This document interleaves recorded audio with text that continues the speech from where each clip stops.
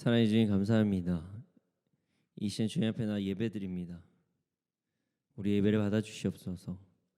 감사합니다. 주님을 경배합니다. 이 모든 말씀 예수님의 이름으로 기도드렸습니다. 아멘.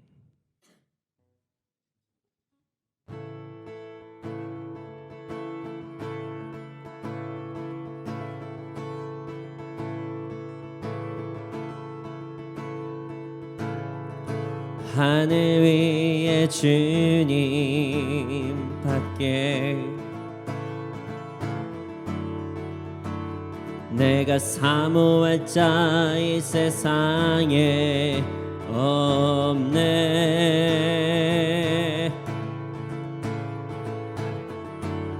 내 맘과 힘이 믿을 수 없네. 오직 한 가지 그 진리를 믿네.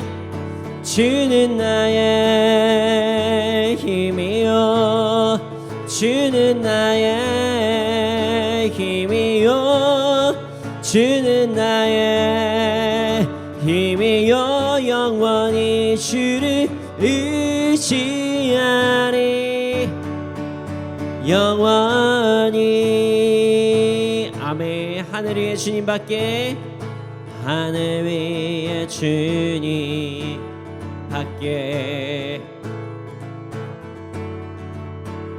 내가 사모할 자 이 세상에 없네.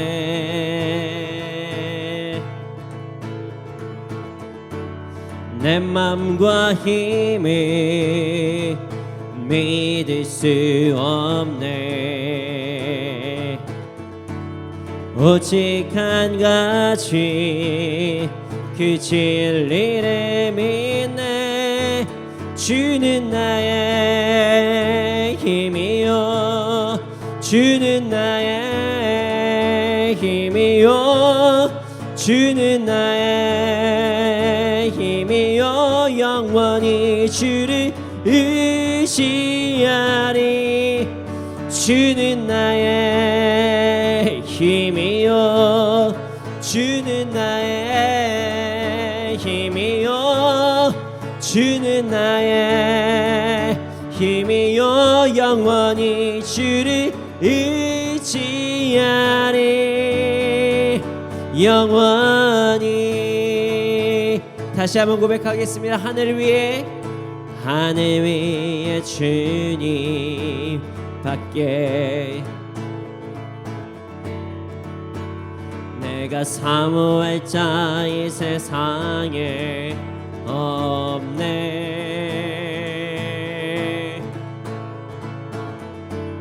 내 맘과 힘을 믿을 수 없네.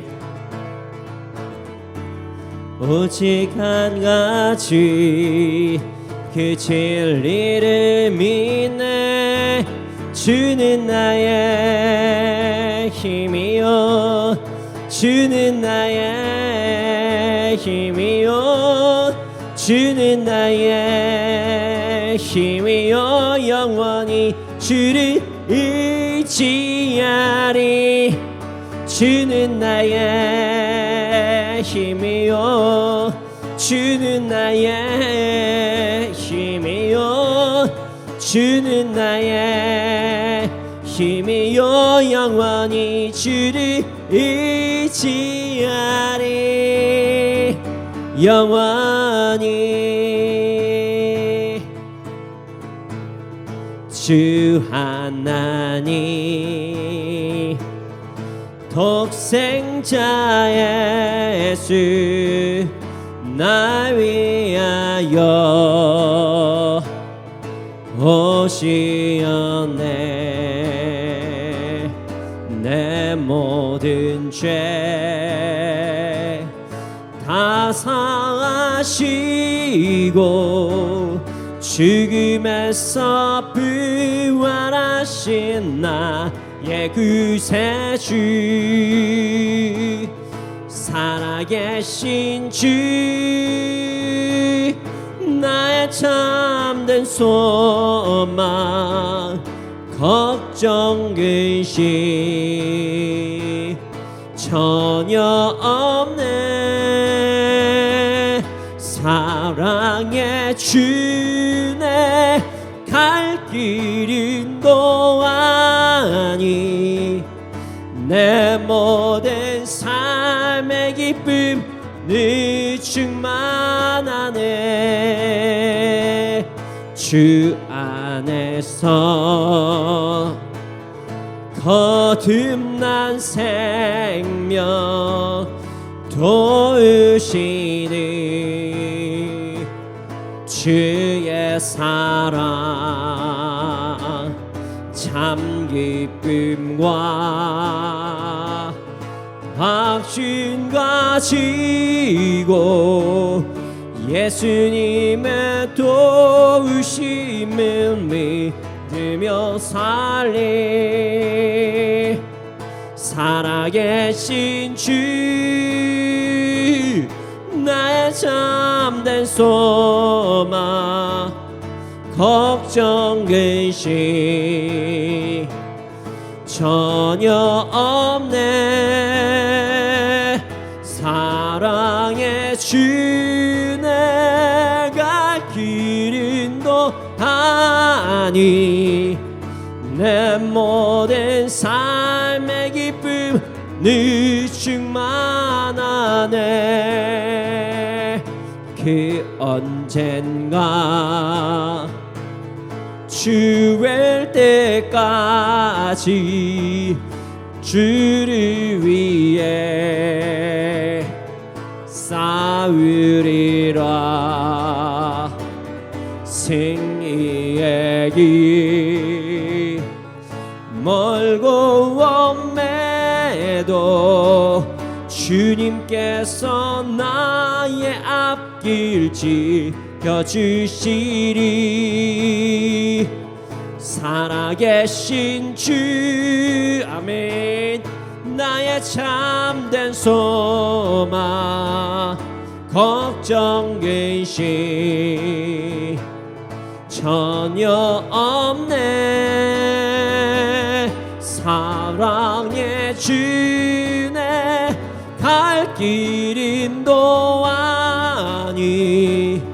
내 모든 삶의 기쁨 늘 충만한 주 하나님.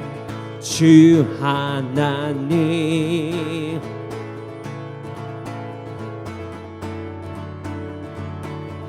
날 위하여 오시었네. 내 모든 죄 다 사시고 죽음에서 부활하신 나의 구세주. 주 안에서 거듭난 주 안에서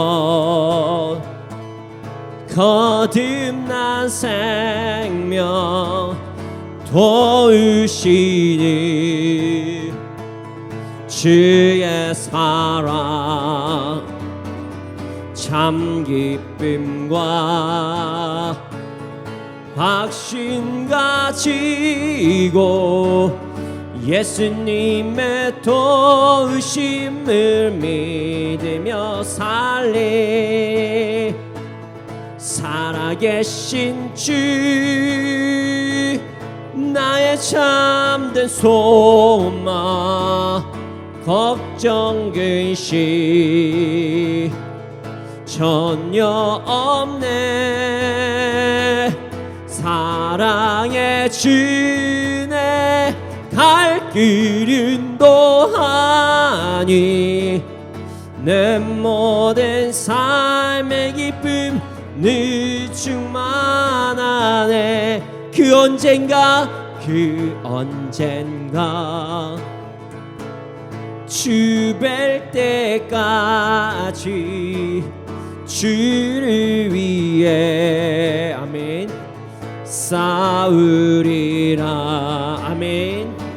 승리의 길 멀고 때도 주님께서 나의 앞길 지켜주시리. 살아계신 주 나의 참된 소망, 걱정 근심 전혀 없네.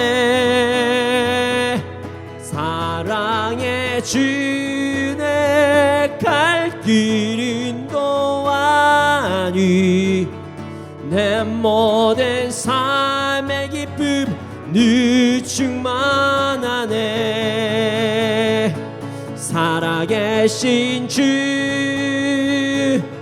나의 참된 소망, 걱정 근심 전혀 없네. 사랑의 주 내 갈 길 인도하니 내 모든 삶의 기쁨 늘 충만하네.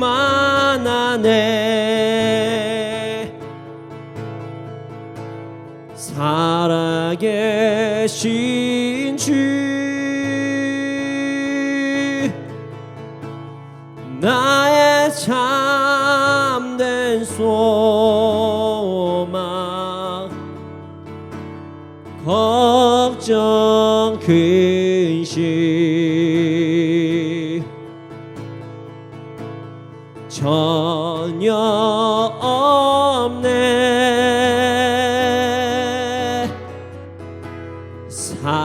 사랑의 주 내 갈 길 인도하니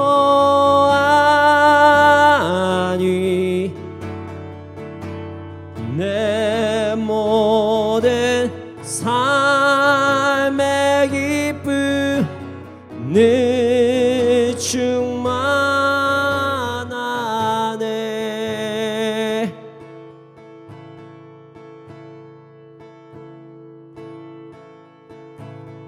주여 우린 연약합니다.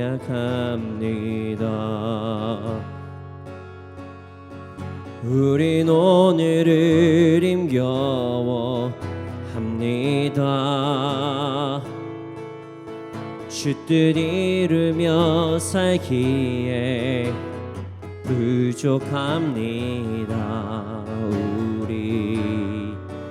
우린 연약합니다.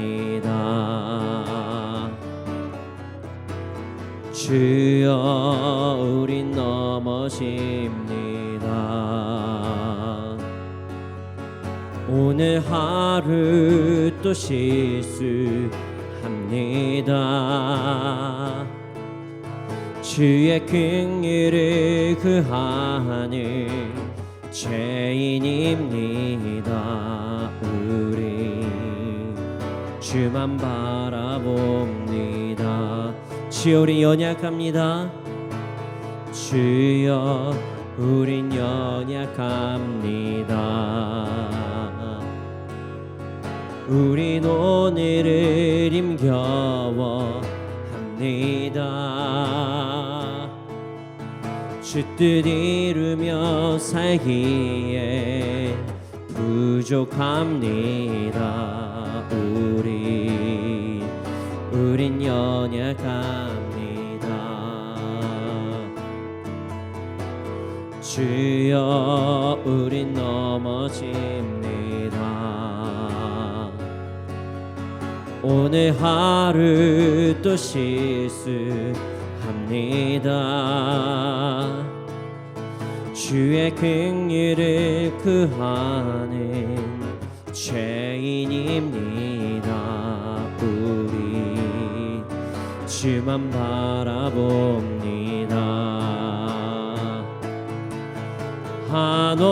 한없는 주님의 은혜 온 세상 위에 넘칩니다. 가릴 수 없는 주 영광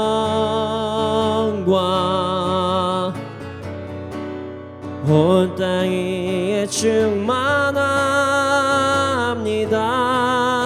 주님만이 길이오니 우린 그 길 따라갑니다. 그날에 우리를 이루실 주님, 주는 완전합니다. 주여 우리 연약합니다. 주여 우린 연약합니다. 우린 오늘을 힘겨워합니다. 주 뜻 이루며 살기에 부족합니다. 우린 연약합니다. 주여 우린 넘어집니다. 주여 우린 넘어집니다. 우린 하루 또 실수합니다. 주의 긍휼을 구하는 죄인입니다. 우리 주만 바라봅니다. 한없는 주님의 은혜 온 세상 위에 넘칩니다. 가릴 수 없는 주 영광 온 땅에 충만합니다. 주님만이 길이오니 우린 그 길 따라갑니다. 그날에 우리를 이루실 주는 완전합니다. 이 시간에 기도하기 원합니다. 주님은 완전하십니다. 그러나 우리는 연약할 때가 너무나도 많습니다. 그래서 나의 생각과 나의 관점에 따라서 나의 감정에 따라서 이리도 저리도 흔들릴 때가 너무나도 많습니다. 주님, 오늘 우리가 주님께 나아갈 때 우리를 붙잡아 주시고 우리가 더욱더 우리의 감정과 우리의 상황에 요동하는 것이 아니라 완전하신 주님을 따르는 우리가 될 수 있도록 하여 주시옵소서. 함께 기도드리시겠습니다.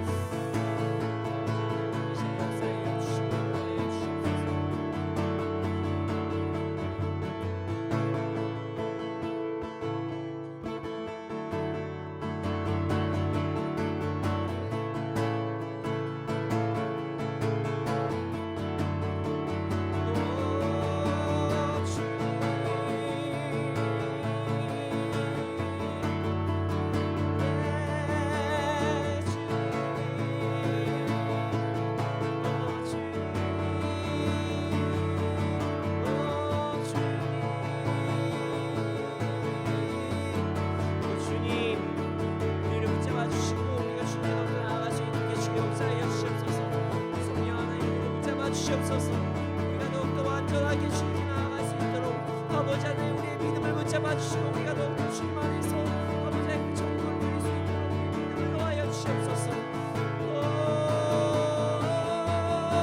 주님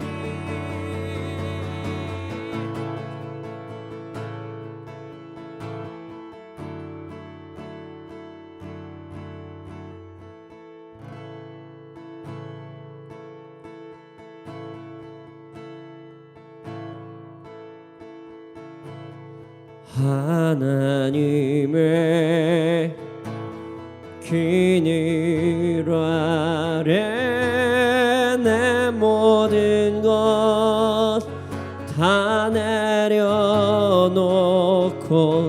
나 잠잠히 주를 묵상하네. 그 놀라우신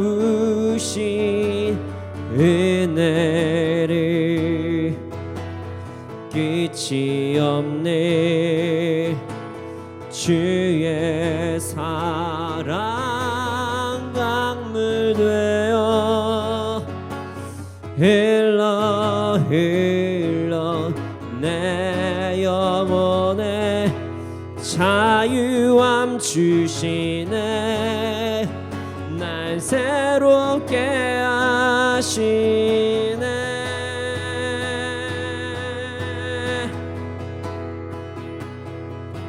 하나님 사랑 그 사랑 날 자유케 하네. 하나님 사랑 그 사랑 날 회복케 하네. 하나님의 그늘 아래 하나님의 그늘 아래 내 모든 것 다 내려놓고 나 잠잠히 주를 묵상하네. 그 놀라우신 은혜를 끝이 없는 주의 사랑 강물 되어 흘러 흘러 내 영혼에 자유함 주시네. 날 새롭게 하시네.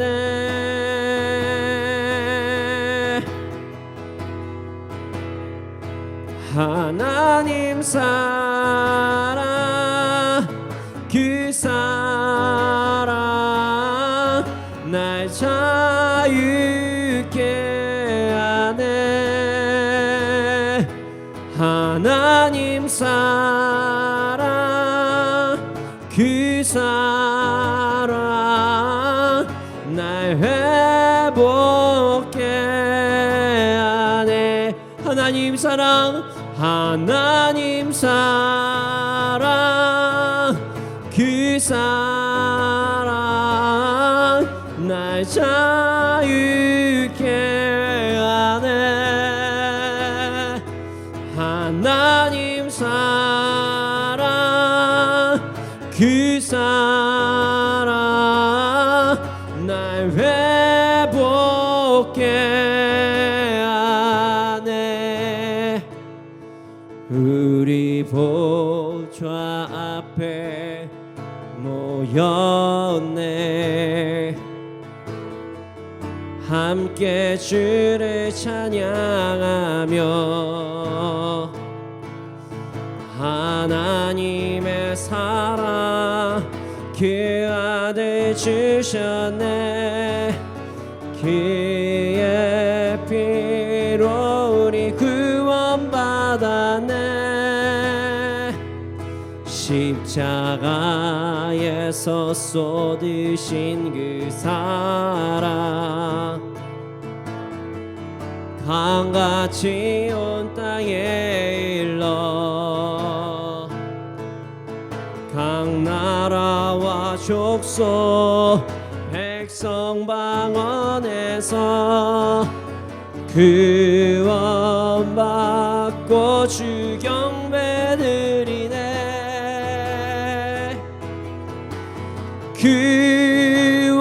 구원하심이 보좌에 앉으신 우리 하나님과 어린 양께 있도다.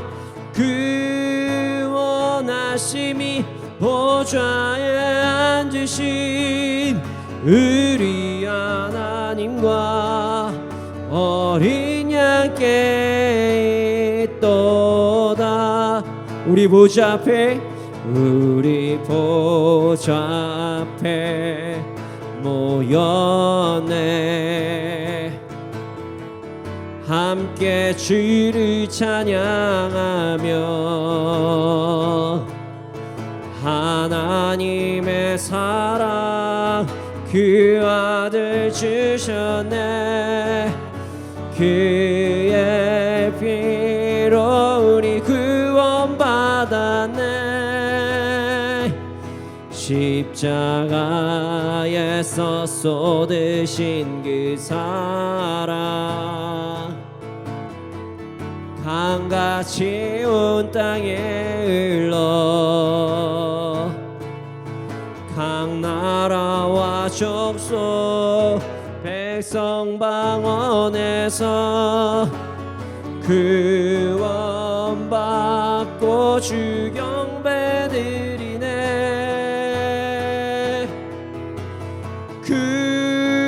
구원하심이 보좌에 앉으신 우리 하나님과 어린 양께 있도다. 구원하심이 보좌에 앉으신 우리 하나님과 어린 양께 있도다. 구원하심이 보좌에 앉으신 우리 하나님과 어린 양께 있도다.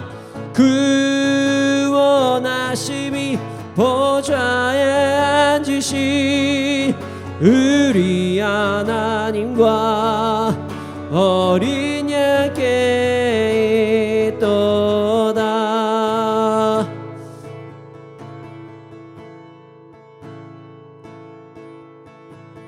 예수 우리 왕이여 주님 이곳에 오소서.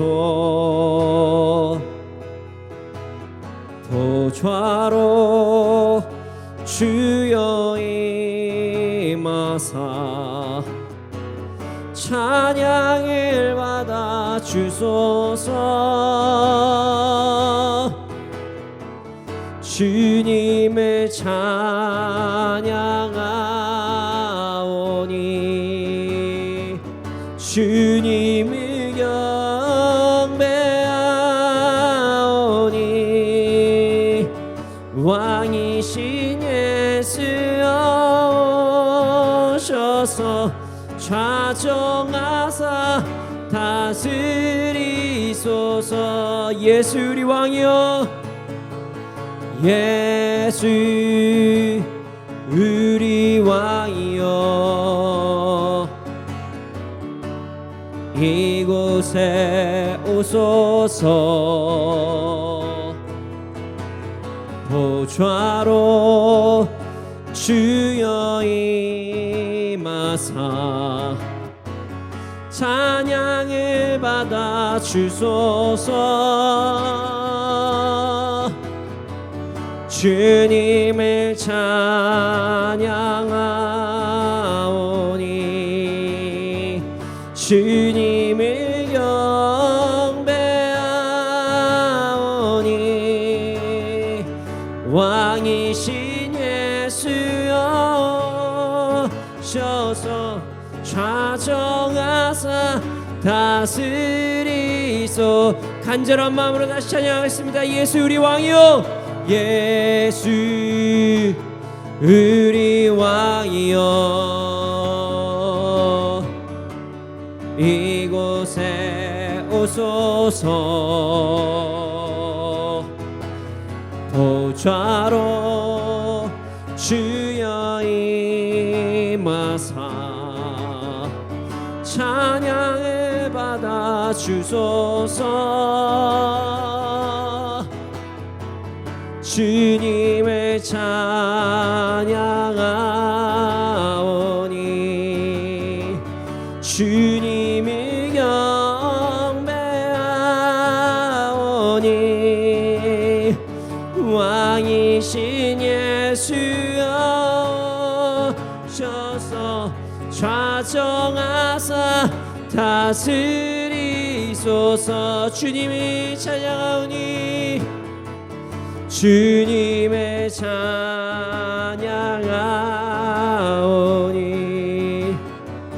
주님의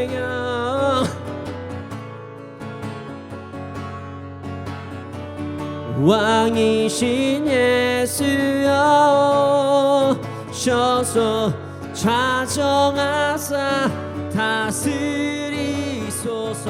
주님을 찬양하오니 주님의 찬양하오니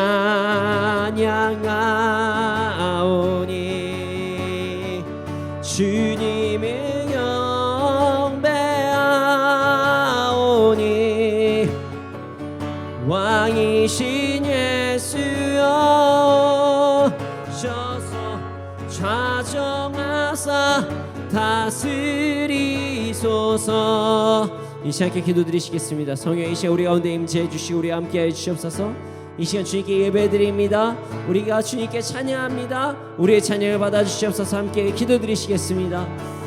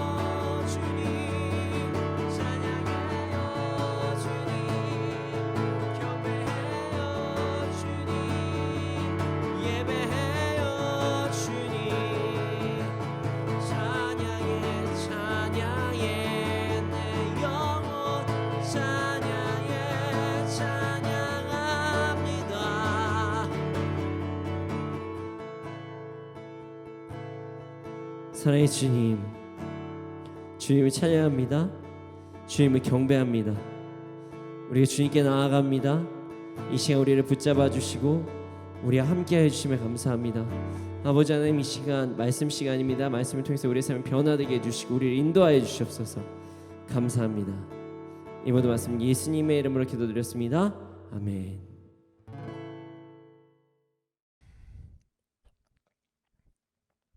오늘 우리에게 주신 말씀은 누가복음 18장 15절부터 17절 말씀입니다. 오늘 우리에게 주신 말씀은 누가복음 18장 15절부터 17절 말씀입니다. 누가복음 18장 15절에서 17절 말씀입니다. 함께 읽겠습니다. 시작. 사람들이 예수께서 만져주심을 바라고 자기 어린 아기를 데리고 오매 제자들이 보고 꾸짖거늘 예수께서 그 어린 아이들을 불러 가까이 하시고 이르시되 어린 아이들이 내게 오는 것을 용납하고 금하지 말라. 하나님의 나라가 이런 자의 것이니라. 내가 진실로 너희에게 이르노니 누구든지 하나님의 나라를 어린아이와 같이 받아들이지 않는 자는 결탄코 거기 들어가지 못하리라 하시니라. 아멘. 순전하다라는 단어가 있습니다. 이 단어는 순수하고 완전하다라는 뜻입니다. 일반적으로는 사용을 그렇게 많이 하지는 않는 단어인데요. 우리 기독교에서는 가끔씩 사용하는 단어이기도 합니다. 그래서 책도 있죠. 뭐 제가 좋아하는 어떤 분인데 순전한 기독교 뭐 이런 책도 있고요. 제가 섬기고 있는 교회의 이름도 순전한 교회입니다. 제가 개척을 처음 할 때 선교단체도 개척을 했지만 교회를 개척할 때 하나님 앞에서 순수하고 완전한 믿음을 가지면서 살아가는 그런 자들이 모인 공동체가 되기를 원합니다. 교회가 되기를 원합니다. 라는 마음으로 제가 순전한 교회라는 이름을 이름으로 정하게 되었습니다. 오늘 말씀은 순전한 믿음에 대한 말씀입니다. 오늘 말씀을 통해서 순전한 믿음을 가지고 나아가는 우리가 되기를 소원합니다. 15절 말씀을 함께 읽어보겠습니다. 15절입니다. 함께 읽겠습니다. 시작. 사람들이 예수께서 만져주심을 바라고 자기 어린 아기를 데리고 오매 제자들이 보고 꾸짖거늘. 사람들이 예수님께 자신의 아기를 만져달라고 하면서 이제 데려오기 시작했어요. 아기를 데리고 왔습니다. 그래서 제자들이 사람들을 꾸짖습니다. 갑자기 아이가 나오고 제자들은 그것을 막고 이런 장면이 나옵니다. 우리가 이제 말씀 이 부분만 보면은 뭐 이렇게만 해석할 수 있지만 사실 이 말씀이 나오는 이유는 분명히 있습니다. 오늘 말씀을 온전히 이해하기 위해서는 이전 말씀을 먼저 한번 생각해 보기를 소원합니다. 예수님께서는요 바로 이전에 겸손에 대한 말씀을 하셨어요. 겸손. 바리새인과 세리를 비교하시면서 말씀하셨습니다. 물론 비유로 말씀하셨습니다. 바리새인들이 기도할 때 혼잣말로 이렇게 기도했다고 비유로 말씀하셨습니다. 아버지, 저는 남의 것을 빼앗지 않고 가늠한 자와 함께 다니지도 않고 세리와 같이 불의한 재물을 가지고 뭔가를 하지도 않고 일주일에 2번 금식하고 소득의 11조를 저는 드리고 있습니다. 저처럼 살게 해주셔서 감사합니다. 뭐 이런 기도를 했대요. 그러나 세리는 이렇게 기도했다고 합니다. 이렇게 기도를 했대요. 이게 무슨 말이냐면 하늘을 바라보지도 못하고 가슴을 치면서 아버지 저 어떻게 합니까? 저 어떻게 합니까? 전 진짜 죄인입니다. 저 어떻게 합니까? 물론 바리새인과 세리인들이 실질적으로 이렇게 기도했는지는 모르겠지만 예수님께서는 바리새인의 어떤 행동, 세리의 행동을 비유적으로 말씀하신 것입니다. 그리고 이 비유의 목적은 겸손이었습니다. 자신들이 정한 기준 그리고 다른 사람들보다 조금 더 나아 보이는 신앙생활하는 것에 만족을 하고 자신의 행동을 기준으로 해서 타인을 정죄하는 그런 바리새인을 하나님께서는 기뻐하지 않으신다. 반대로 하나님 앞에서 자신의 연약함을 인정하고 다른 사람보다 내가 좀 더 잘한다 이런 거 말고 하나님 앞에서 나의 연약함을 온전히 인정하고 죄송한 마음으로 어쩔 때는 좀 감사하는 마음으로 하나님께 그냥 바로 나가는 세리의 마음을 하나님께서 기뻐하신다. 그리고 이것이 진정한 겸손이다. 사람들과 비교하는 것이 아닌 하나님의 말씀 안에서 자신의 신앙을 되돌아보고 하나님 앞에서 살아가는 삶, 이것이 진짜 겸손이다. 이렇게 예수님께서는 말씀하신 것입니다. 그리고 나서 진정한 신앙생활을 할 때 다른 사람들이 어떻게 믿는지 비교하지 마라. 이걸 집중해서 한 번 더 말씀하시죠. 다른 사람은 이랬는데 나는 어떠합니다라고 해가지고 기뻐하지도 말고 다른 사람은 어땠는데 난 어떠합니다라고 낙심하지도 말고 그냥 너는 나 하나님 앞에서 그냥 너의 삶을 충실하게 이행해라. 그냥 기뻐할 때 기뻐하고 안타까움이 있으면 그냥 회개하고 이게 진짜 신앙이고 겸손이다. 예수님께서는 교만이 아닌 겸손한 마음으로 삶을 살아가라 이렇게 말씀하셨습니다. 더 이상 비교하지 말고 하나님 앞에서 나아가는 것, 이게 겸손이라고 말씀하신 것입니다.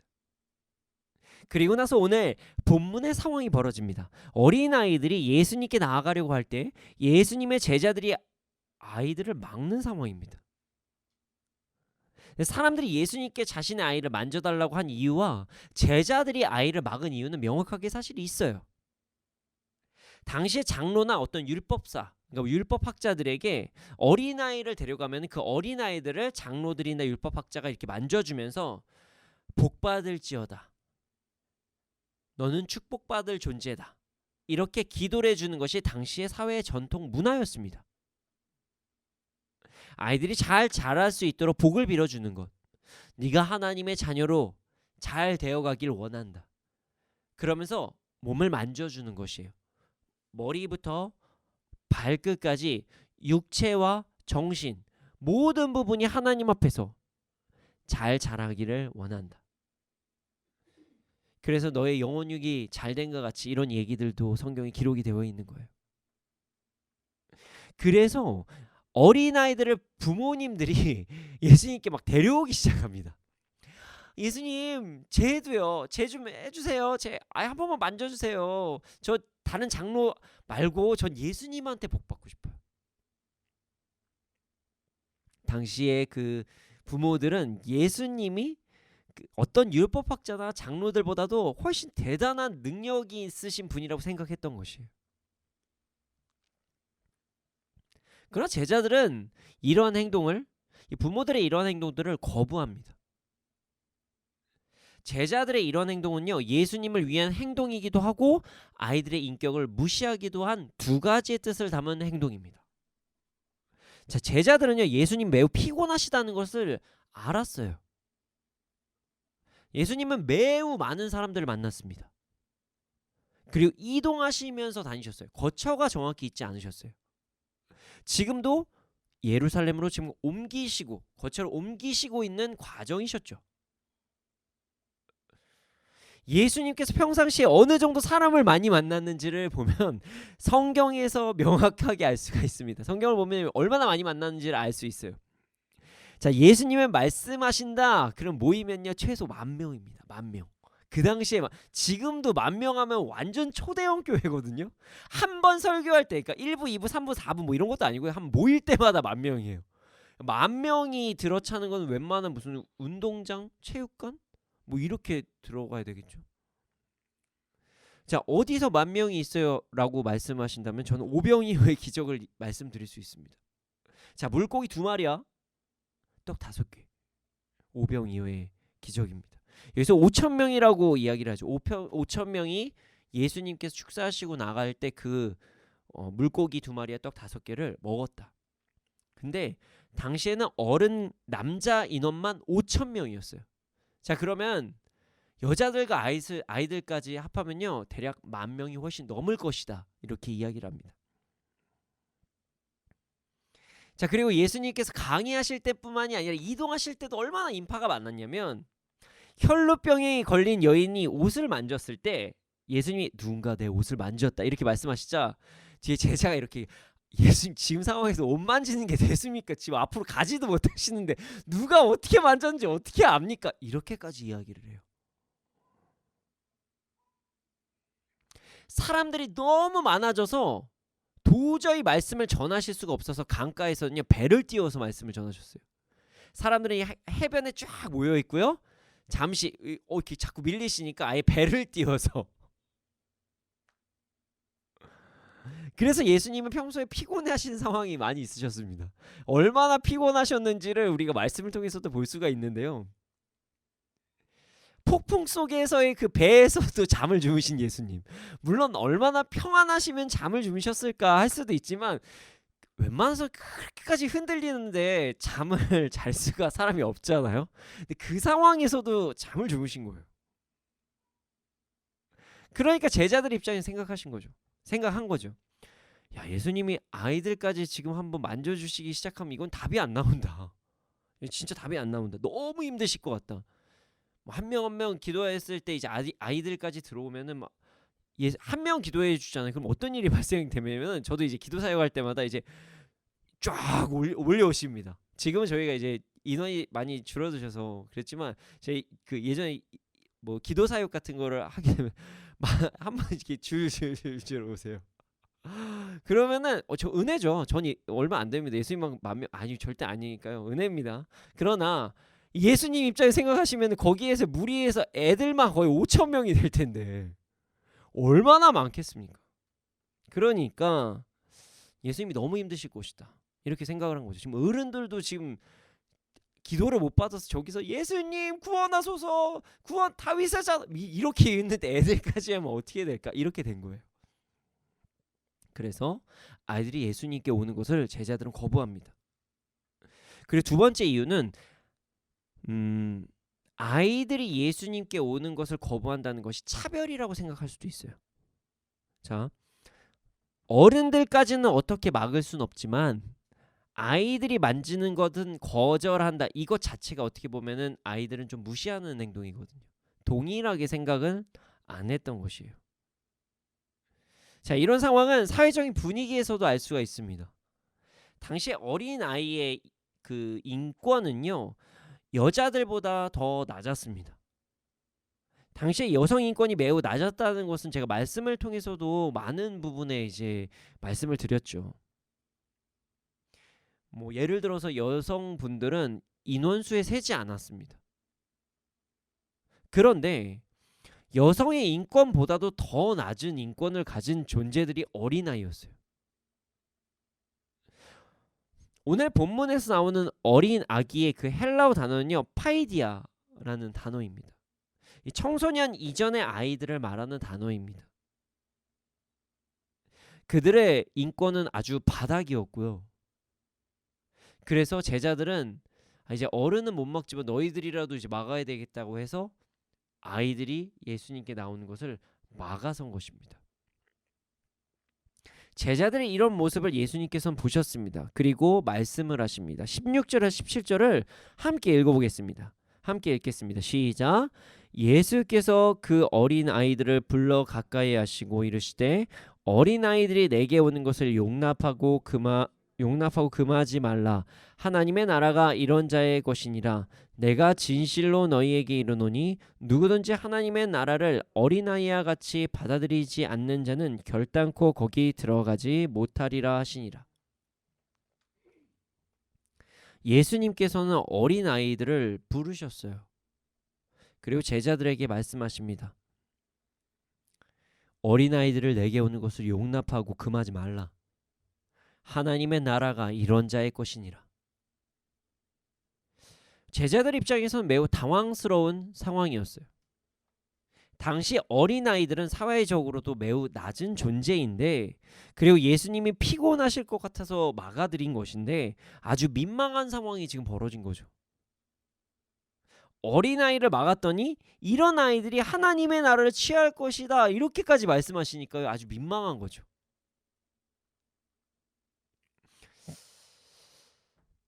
제자들은 혼란스러웠어요. 이게 무슨 말씀이지? 그래서 바로 예수님께서 설명을 해주십니다. 누구든지 하나님의 나라를 어린아이와 같이 받아들이지 않는 자가 결단코 거기에 들어가지 못하리라.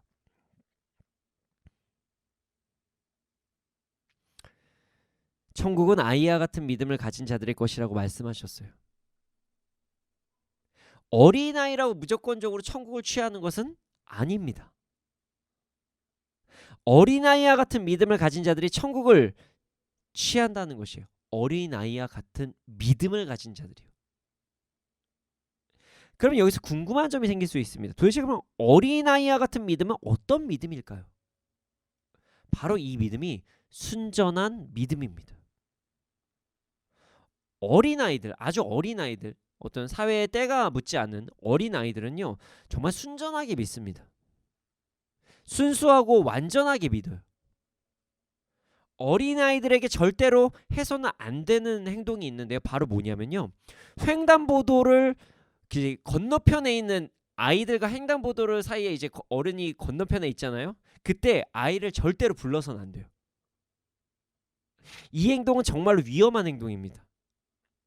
아이들의 부모가 횡단보도 반대편에서 아이를 부르잖아요. 그럼 부모만 보고 달려가요. 그냥 차가 오는 거 보지 않습니다. 빨간불인지 파란불인지도 보지도 않아요. 그냥 엄마 아빠만 보면 그냥 막 달려가는 거예요. 그냥 아이들은.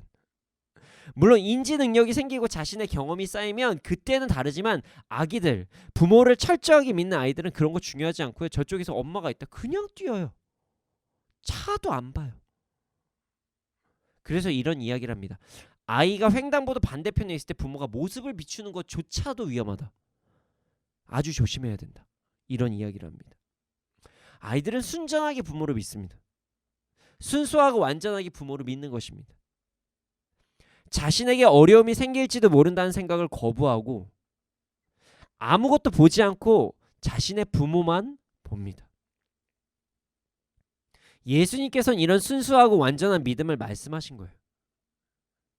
어떤 것도 더 이상 계산하지 않고, 어떤 것도 생각하지 않고, 뭐 묻지도 따지지도 않고 그냥 믿는 것.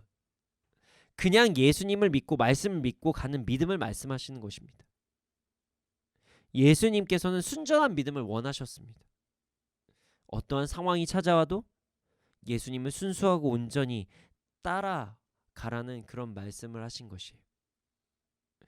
그리고 그렇게 따라가는 자들이 천국을 누리면서 살아갈 것이라고 예수님께서 말씀하신 것입니다.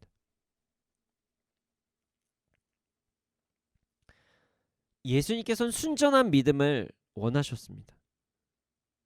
자, 순전한 믿음을 가진 자들이 천국을 누리면서 살아갈 것이라고 분명히 말씀하셨어요. 그러나 많은 사람들이 순전한 믿음을 가지지 못할 때가 너무나도 많습니다. 순전한 믿음을 방해하는 요소들이 있기 때문입니다. 여러 가지가 있지만 그 요소들은 여러 가지가 있지만 오늘 본문의 제자들의 모습을 보면서 두 가지를 이야기를 해보고자 합니다. 자, 순전한 믿음을 방해하는 첫 번째 요소는요, 바로 문화입니다. 문화. 자, 제자들은 아이들을 예수님께 오지 못하게 했습니다. 제자들이 아이들을 예수님께 못 오게 한 것은요, 사실 아이러니한 상황이에요. 자, 왜냐하면은 예수님께서는 연약한 자들에게 찾아오셨다고 분명히 말씀하셨거든요. 그래서요, 아무도 함께 식사하지 않는 그 세리와 죄인들하고도 식사를 하셨어요. 자, 인원수를 셀 때 포함되지 않는 어떤 여성들도 예수님께서 매우 존귀하게 여기셨습니다. 그들을 위해서 기도하셨어요. 그래서 예수님의 제자 중에는 세리 출신이 있어요. 죄인 출신도 있고요, 여성 출신도 있습니다. 물론 12제자를 이야기하는 건 아니고요, 모든 제자들을 이야기합니다.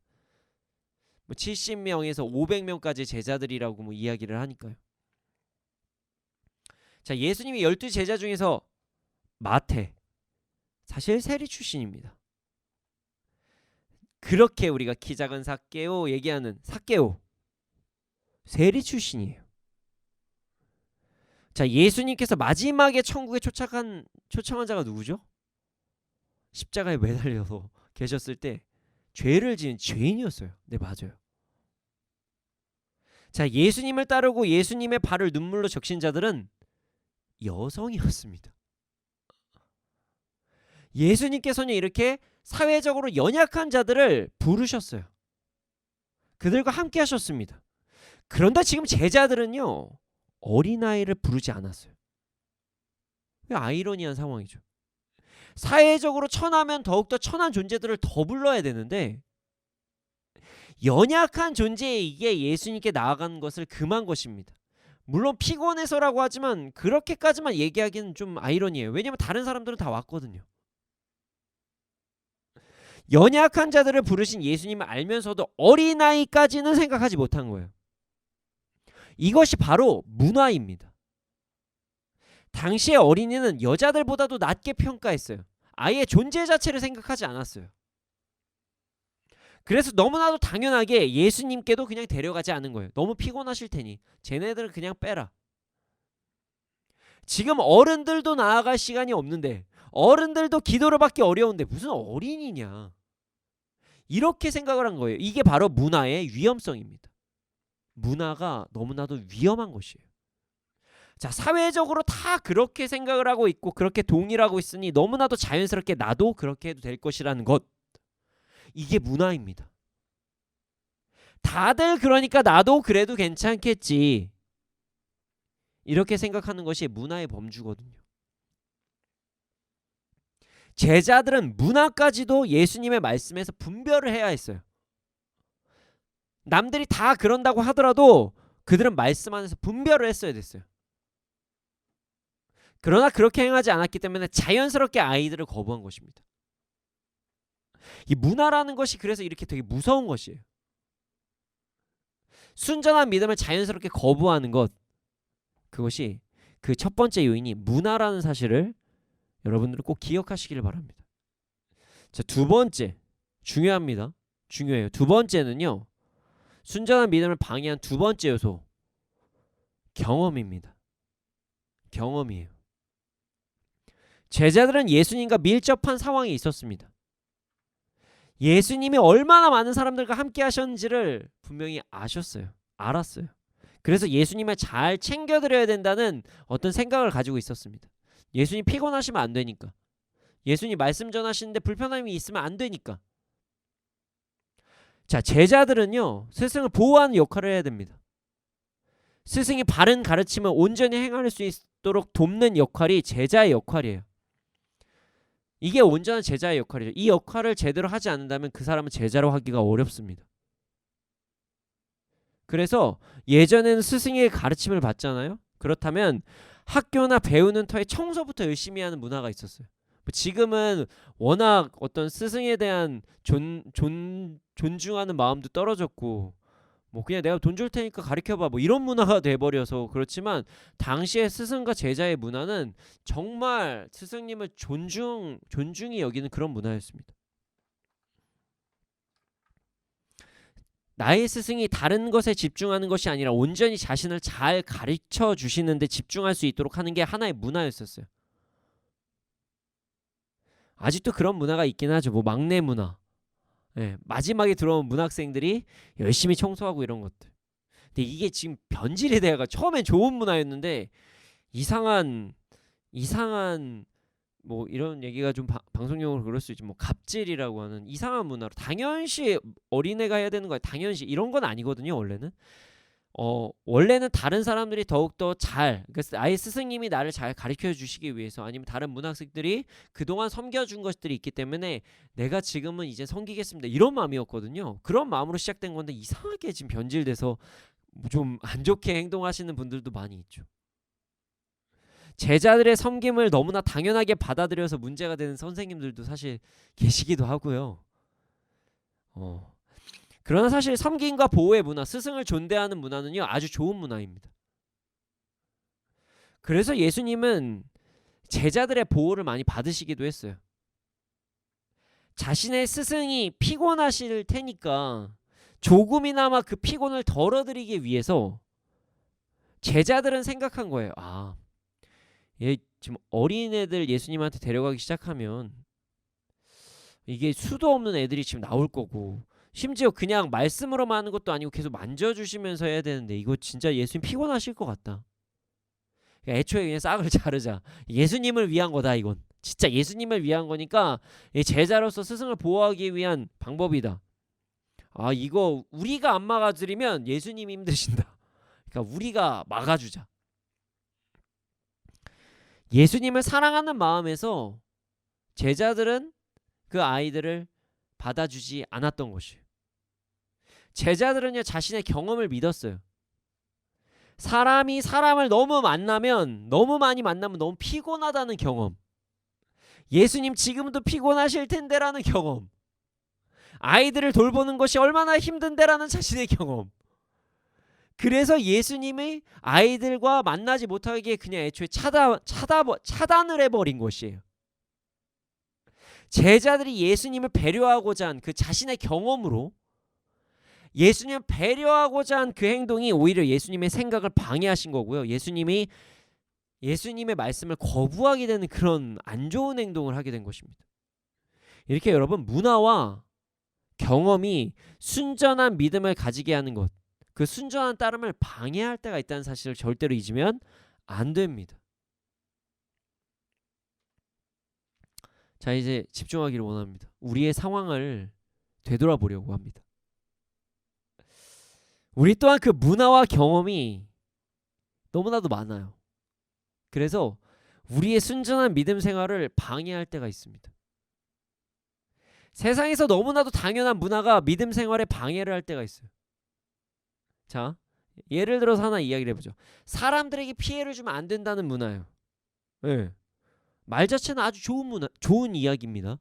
그렇게 많이 배웠죠. 우리 도덕 시간에도 배우고, 어렸을 땐 바른 생활 시간에도 다른 사람한테 피해를 주면 안 된다 문화, 아주 좋은 문화예요. 그러나 여기에서 이게 전도와 예배에 들어가기 시작하면 얘기가 좀 다릅니다. 자, 우리가 복음을 전할 때 다른 사람들이 좀 불편해할 수도 있어요. 당연합니다. 거부할 수 있는 거예요.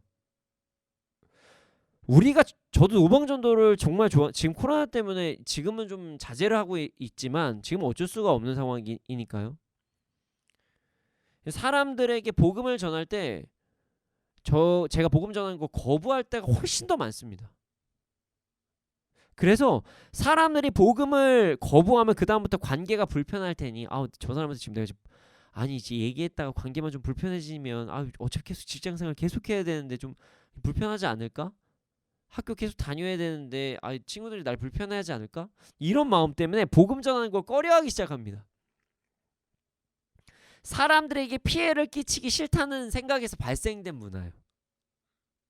그러나 이런 행동은 하나님보다 사람을 더 따르는 행동입니다. 자, 문화적으로 봤을 때는, 어떤 법적으로 봤을 때는요, 지금 안타까운 일이지만 종교의 자유가 생긴 이후로 다른 사람들의 종교를 침해해서는 안 된다 해서 학교 안에서 선생님들이 개인적으로 복음 전하는 게 금지가 되어 있습니다. 안타까운 상황이죠. 물론 지혜롭게 복음 전하는 건 정말 중요합니다. 그냥 막 막무가내로 하면 또 안 돼요. 제가 이렇게 얘기했다고 무조건적으로 해야 됩니다, 이런 건 아니에요. 자, 복음을 전하기에 앞서서 내가 지금 선한 영향력을 더욱더 미치는 것, 이거는 복음 전하기의 과정이니 이것도 복음 전하는 것이겠죠. 그리고 또 복음을 전했을 때 복음을 거부한다고 그 사람에게 막 불쾌한 행동을 해서도 안 되겠죠. 분명히 저도 복음 전할 때 사람들이 제 눈앞에서 웃으면서 그 교회 전도지 막 찢어요. 저도 소금 세례도 받아봤어요. 근데 그렇다고 그 사람들하고 싸우면 안 되죠. 절대로 싸우시면 안 됩니다. 아니 그렇다고 이렇게 찢을 수 있는 거예요. 우리 입장에서 복음이지 그분들 입장에서 복음이 아니거든요. 복된 소식이 아니에요. 그러니까 그럴 때마다 안타깝게 생각을 하고 그냥 기도하고, 밤에 그 사람의 분명히 이름도 안 가르쳐 주니까 그 사람의 얼굴 생각하면서 아버지 저들이 정말 돌아올 수 있도록 해주십시오. 이게 진짜 전도 방법입니다. 거기 복음 전하러 갔다가 막 싸우고 절대 안 되는 거예요. 우리 말은 당연히 안 들을 수도 있어요. 저도 노방전도에서 찬양 막 하잖아요. 그럼 사람들 시끄럽다고 해요. 그러면 작게 합니다. 순간적으로. 예, 죄송합니다. 그러고 막 작게 해요. 싸우면 절대 안 돼요. 그러나 우리가 지속적으로 복음을 전해야 된다는 사실은 변하지 않습니다. 자, 또 다른 문화가 있습니다. 먹고 사는 문화예요. 먹고 사는 문화. 먹고 사는 문화. 당연한 문화죠. 당연한 문화. 자, 먹고 사는 것이 중요하다는 거 압니다. 사람이 생존을 해야 되니까요. 생존해야 돼요. 하지만 먹고 사는 것 때문에 어쩔 수 없이 말씀을 위배한다? 이건 잘못된 문화인 거예요. 먹고 살기 위해서 죄를 범한다? 이거는 잘못된 문화입니다. 내가 생존을 위해서 어떤 행동을 해도 괜찮다? 이게 잘못된 문화라는 것이에요. 그래서 직장과 사업 중요하다고 생각하는 학업과 신앙에서의 어떤 갈림길이 생기면 하나님도 이해하시겠지라고 생각하는 것은 아주 잘못된 문화입니다. 물론 여기서 이야기하는 건 죄에 대한 부분입니다. 주일날 시험을 봐야 되는데 어떻게든 시험 보세요. 괜찮아요. 새벽 예배 드리시고 가면 돼요. 그렇게 율법적으로 너무 가실 필요는 없고요. 주일날 예를 들어서 너무 중요한 어쩔 수 없이 회사 일정이 있으면은 새벽 예배 드리시고 가시면 되는 거고, 저녁 예배를 드리셔도 되는 거예요. 그러나 내가 오늘 주일인데 예배를 드려야 되는데 이 마음은 변하지 말아야 된다는 것이죠. 제가 지금 이야기하는 건 이런 부분이에요. 내가 주를 위해서 복음을 전하기에 어쩔 수 없다. 지금은 그냥 아예 교회 안 나가도 된다. 이런 것들 있죠. 내가 지금 정말 선한 영향력을 끼치기 위해서 이 시험 잘 봐야 되니까 컨닝해도 된다. 이런 얘기를 하는 거. 이거 안 된다는 거예요. 직장인과 사업하시는 분들에게는 이런 것들 있죠. 속삭임. 네, 어떤 속삭임? 거짓말 뭘까요? 네. 여러 가지 편법들이 있습니다. 사업을 하다 보면 편법들이 참 많아요. 저는 이제 짧은 시간 여러 가지 일들을 하긴 했지만 편법들이 참 많고요. 남들도 다 하는데 이런 편법들이 많아요. 속이고 거짓말하는 것들. 사업할 때 참 유혹이 많이 옵니다. 이 마진이라는 게 참 무서워서 여러 가지 거짓말을 할 때가 참 많아요. 세금도 참 무서워서 탈세를 하고 싶은 유혹이 너무 많습니다. 정당하게 어떤 이제 세무서와 이야기를 해서 하는 것들이 아니라 탈세는 좀 얘기가 다르거든요. 자, 그리고 이런 것뿐만 아니죠. 잘못된 접대 문화, 잘못된 술 문화. 네. 사회생활 하다 보면 어쩔 수가 없어라고 하는 그런 잘못된 접대 문화들 있죠. 이런 죄들을 이야기하는 것입니다. 거짓 그리고 음란함들. 우리는 세상의 문화는 세상에서 살아야 되니까 어쩔 수 없어라고 얘기를 하면서 그 세상의 문화 안에서 그냥 속해서 살아가는 그런 잘못된 행동을 해서는 안 됩니다. 절대로 안 돼요. 우리는 말씀을 온전히 따르면서 살아가야 됩니다. 세상의 문화는 문화니까 괜찮아라는 것들은 잘못된 거예요. 마치 이거 문화인데 뭐 그냥 넘어가 하면서도 정말 잘못된 어떤 좋지 않은 어떤 영화들이나 아니면 어떤 행동들이랑 여러 가지를 하면서도 보면서 뭐 하면서 문화라면서 죄를 짓는 것들도 있거든요. 여러분, 문화는 잘못하면 죄라는 것도 잊지 마셔야 됩니다. 문화는 문화지라는 생각은 우리가 이젠 좀 거두어 들여야 됩니다. 이 문화까지도 분별해야 된다는 사실을 절대로 잊지 말아야 돼요. 자, 두 번째는 경험입니다. 경험. 자, 나의 경험을 하나님의 말씀보다 우위에 세우는 거예요. 우리는 가끔 이런 얘기를 해요. 목사님, 저도 다 해봤어요. 근데 안 되는 건 안 되더라고요. 저도 예전에 신앙생활 다 해봤습니다. 근데 그게 전부는 아니더라고요. 꼭 다 말씀대로 되는 건 아니에요. 물론 말씀의 기준으로 살아가지만 하나님을 찬양하는 방법은 여러 가지가 될 수가 있어요. 사람마다 다르게 될 수도 있어요. 저도 예전엔 신앙생활 참 잘했는데요. 교회가 문제예요. 교회가. 전 더 이상 교회 못 다니겠어요. 모든 교회가 잘못된 건 아닙니다. 말씀에 적혀 있음에도 불구하고 자신의 경험을 더 믿는 것이 잘못된 거예요. 말씀에 기록이 되어 있어도 경험을 믿는다면 그것은 하나님을 믿는 것이 아니라 자신의 감각을 믿는 것이에요. 내가 예전에 이랬으니까, 내가 예전에 저랬으니까, 내가 이전에 경험을 했으니까, 내가 이 사람도 만나봤고 저 교회도 만나봤고 저런 상황도 처해봤는데 그때 그랬으니까 또 그럴 거야.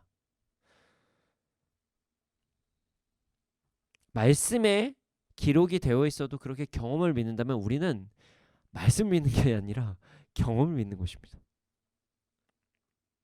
나에게 어떤 느낌과 경험이 오지 않아도 혹은 또 다시 오는 것 같아도 우리는 하나님의 말씀을 온전히 믿어야 됩니다.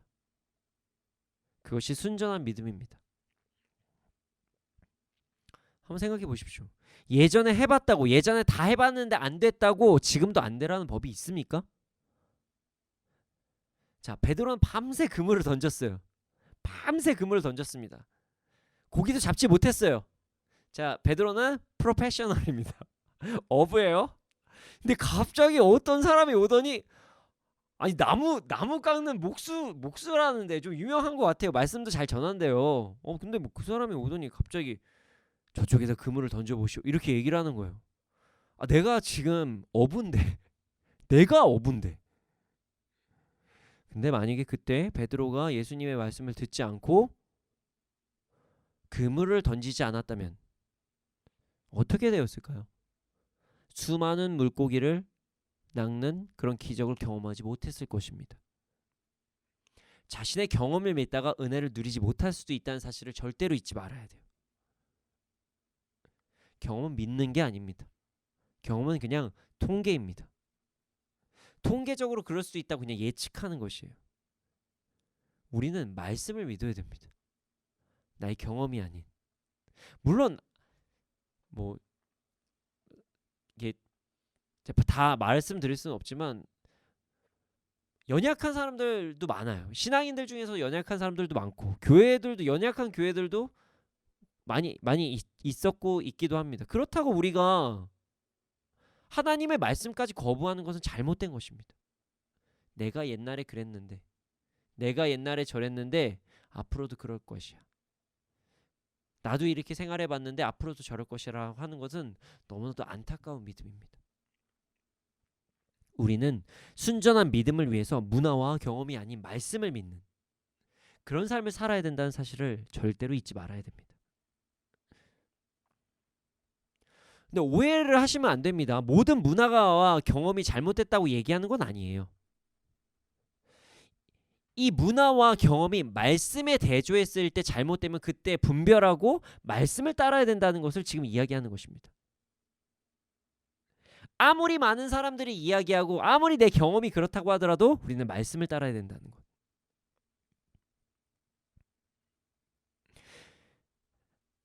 그때 우리는 그 순전한 믿음을 얻을 수가 있습니다. 그리고요, 잊지 말아야 될 것이 있는데요.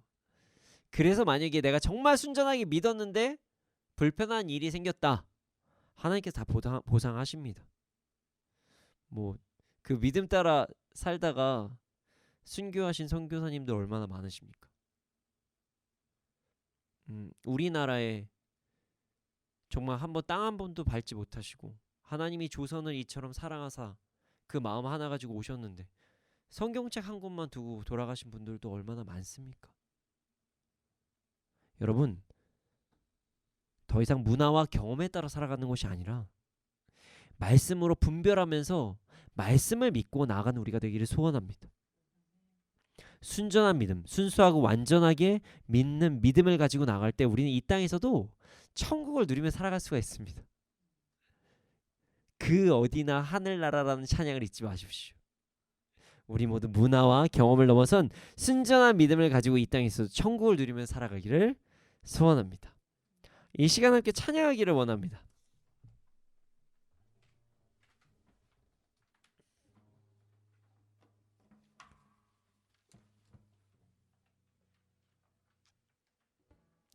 베드로와 같은 믿음. 밤새 그물을 던졌지만 고기를 잡지 못하고 허탈할 때 그래도 믿음을 지키면서 예수님의 말씀에 순종한 그 순전한 믿음을 우리에게 부어달라고 함께 기도하기를 원합니다. 그 믿음 갖는 게 쉽진 않거든요, 사실. 저도 항상 그렇게 믿음을 구합니다. 오늘 이 시간 함께 찬양하시면서 순전한 믿음을 구하는 우리가 되기를 소원합니다.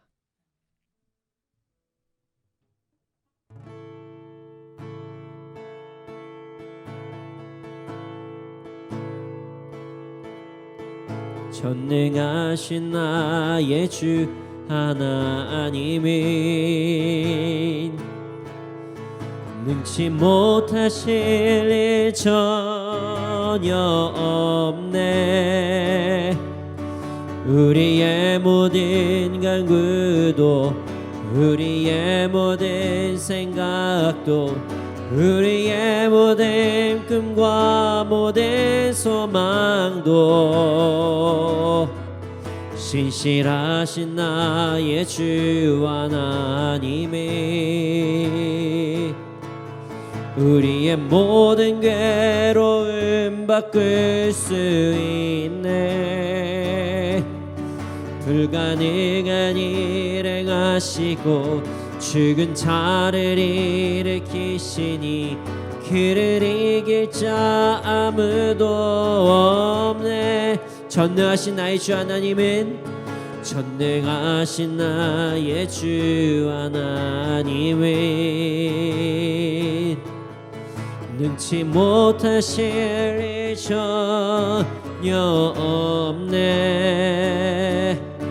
우리의 모든 간구도 우리의 모든 생각도 우리의 모든 꿈과 모든 소망도 신실하신 나의 주 하나님이 우리의 모든 괴로움 바꿀 수 있네. 불가능한 일 행하시고 죽은 자를 일으키시니 그를 이길 자 아무도 없네. 주의 말씀 의지하여 깊은 곳에 금을 던져 오늘 그가 놀라운 일을 이루시는 것 보라. 주의 말씀 의지하여 믿음으로 금을 던져 믿는 자에게 능치 못함 없네. 주의 말씀 의지하여 깊은 곳에 금을 던져 오늘 그가 놀라운 일을 이루시는 것 보라. 주의 말씀 의지하여 믿음으로 금을 던져 믿는 자에게 능치 못함 없네. 주님, 우리가 세상의 문화를 따르는 것이 아닌 하나님의 말씀을 따르는 자가 되게 하여 주시옵소서. 나의 경험을 따르는 것이 아닌 말씀을 따르며 나아간 자가 되게 하여 주시옵소서. 우리에게 순전한 믿음을 허락하여 주시옵소서. 함께 기도드리시겠습니다. 아버지